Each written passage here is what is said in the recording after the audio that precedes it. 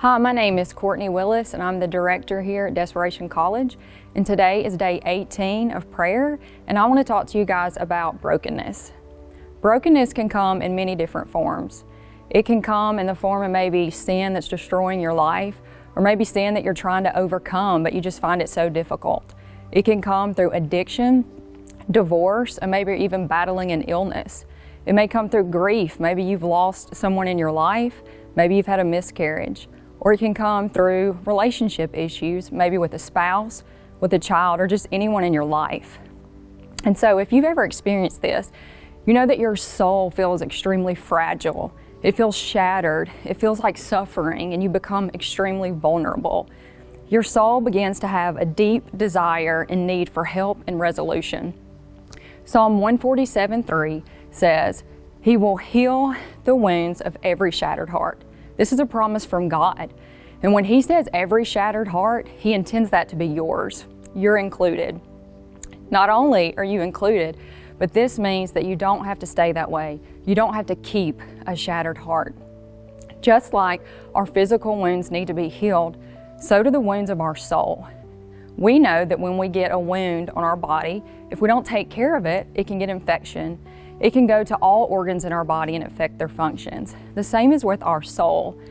It can start affecting every area of our life, even when you don't intend it to. So just like you would seek out a doctor for physical healing, we were designed to seek out God for spiritual healing. So today, I just want to encourage you, if you have a shattered heart, I ask you to make a choice to not keep it, but to call on God. Maybe your first step is just talking to God. Ask Him to come into your heart and heal it. Maybe ask Him to come into your situation. Maybe you need to confide in someone, because we receive healing when we share something. And maybe that's literally all that's keeping your healing. It's just you need to talk to someone. You need someone to pour into you.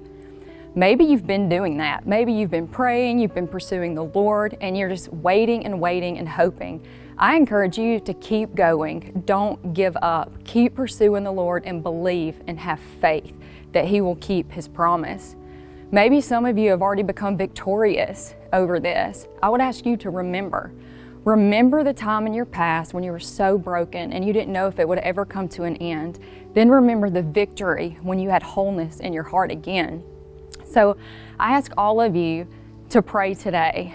I ask that for those of you that are suffering and feel all alone, to pray that God would come into your heart and talk to Him. For those of you that are waiting, pray for strength to continue. And for those of you that see others suffering around you, I pray that you go be the person that you needed or had during that time. So I pray for y'all today, and I hope y'all have a blessed day. Goodbye.